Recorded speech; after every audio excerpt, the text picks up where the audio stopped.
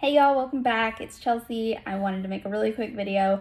I'm not feeling 100%, but with my days as busy as they are, today is like my chill day. So if I don't make this video now, I'm never gonna make it. So number one request for videos that I always get is, what is the difference between an associate agent and a lead agent? Not necessarily like the job role, what's the difference, but from my perspective, which one pays better, which one has flexible schedule, things like that. So again, quick disclaimer, as always in my videos, this is the San Antonio, Texas market.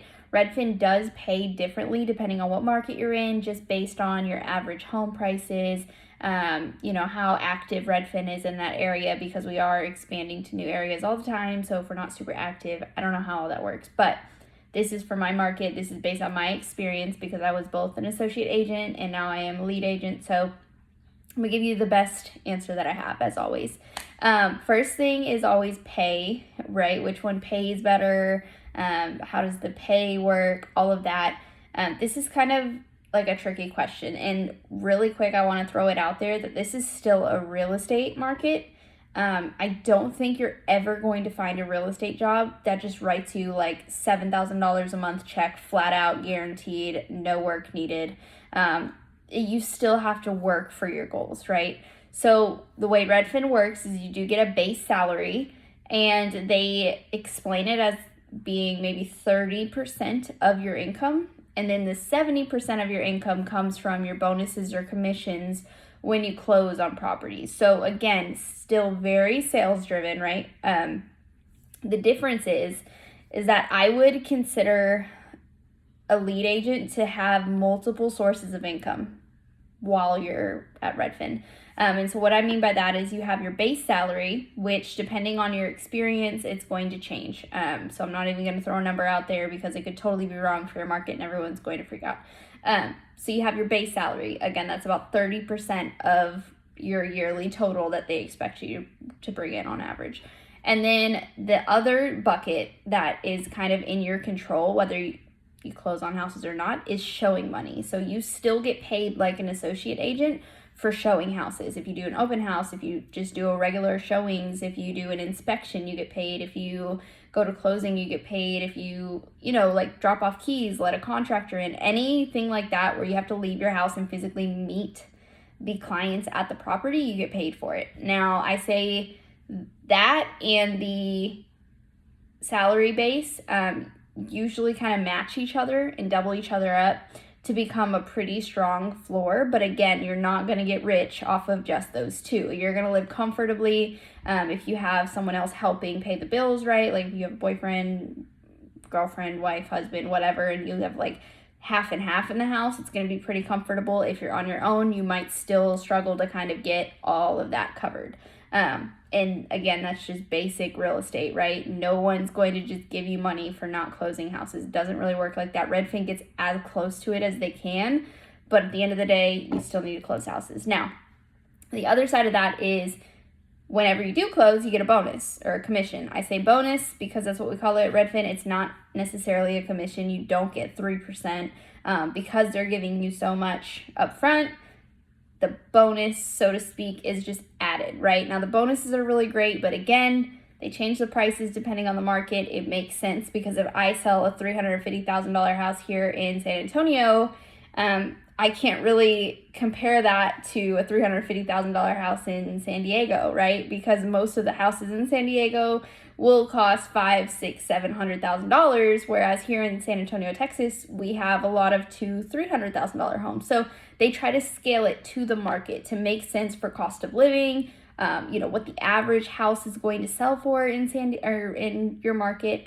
So it varies, but you still have potential to make a very healthy income selling 1 to 2 homes a month while having your base pay, your salary, and then also kind of doing that showing money. And then in addition to that, the other source of income, so to speak, you get paid for your mileage once a month. You can ask for, once a month they do reimbursements. So they'll pay you for your MLS fees. They'll pay you for your licensing fees. They'll pay you for any printer ink you needed to replace.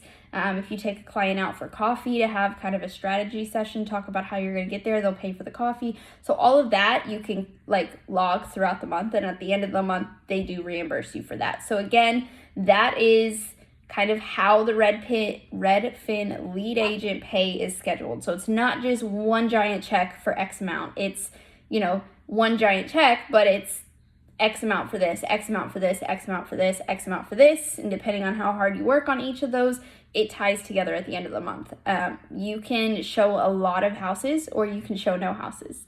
You can, be swamped one month with like 4 houses under contract and feel overwhelmed, so you just don't tour. But, the other side of that is you're getting the commission from those 4 houses. And then on your slow months, if you're not closing, you can't get an offer accepted, whatever the reason, you can do more showings, and it helps kind of buffer it out. So it is a lot nicer than a traditional brokerage where you're only waiting for closing day. I mean, that's how other brokerages work, and you're still putting fees out while waiting for closing day to get fees in. So this is a much nicer setup as far as steady income. It's just hard to answer the question of how much do I get paid a month. It's totally varies. It's still a real estate market.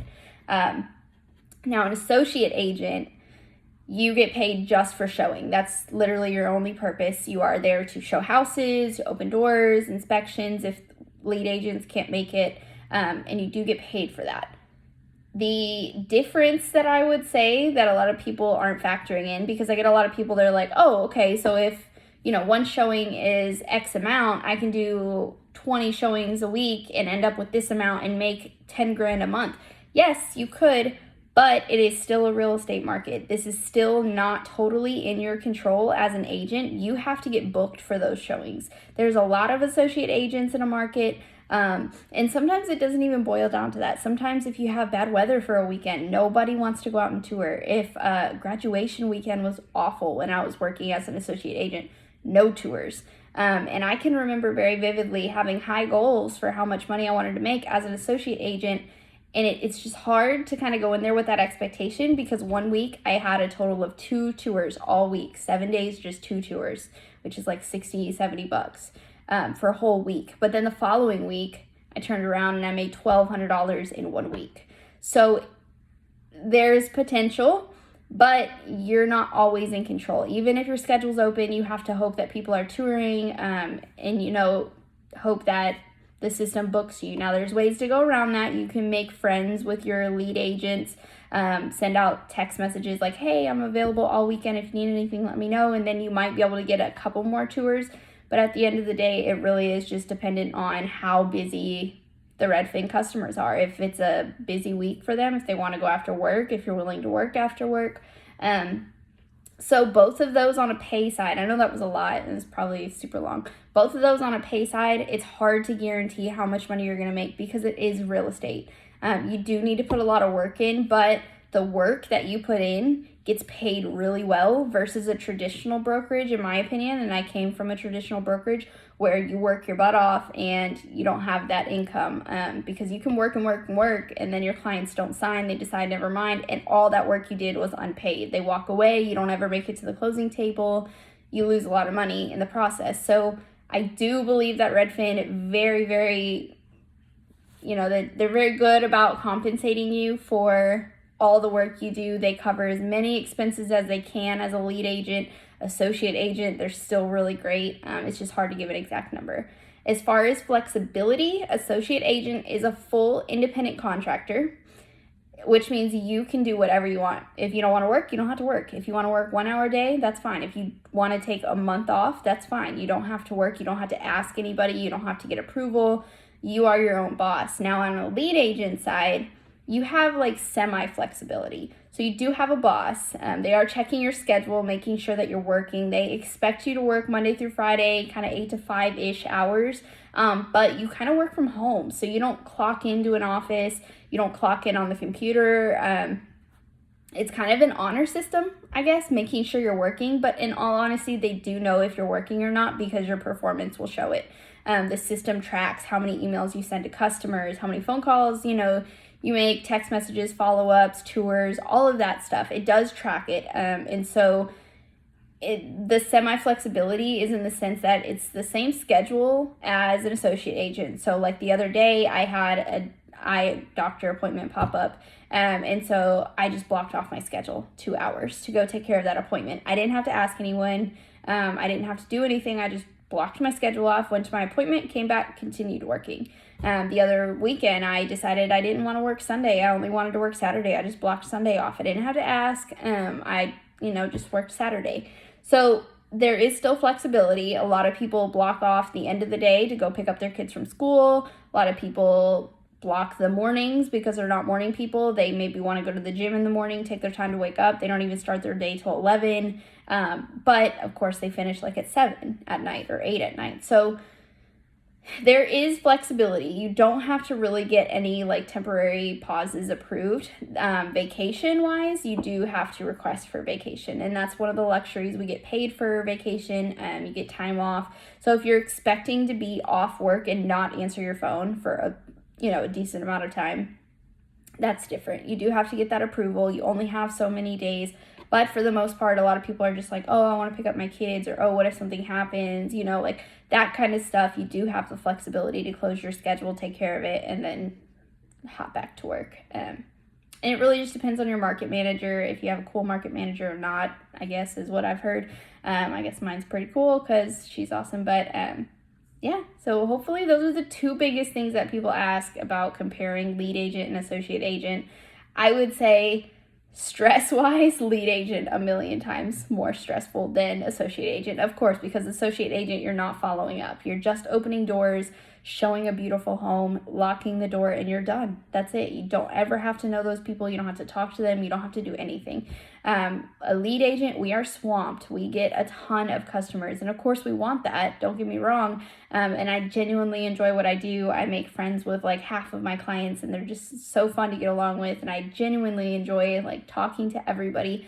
But you do have a lot of clients and you have a lot of things going on. And so there's a lot of moving pieces. You have to be really good at multitasking. You have to be organized, and really just have the drive to want to succeed, because this isn't kind of an 8 to 5, Monday through Friday, clock in, clock out, and then you're done. You are expected to be a full-time realtor, and sometimes offers happen at the end of the night, and there's just nothing you do about that. So long story short, hopefully that answers your questions. If it didn't, please comment on the video. You guys are really good about that.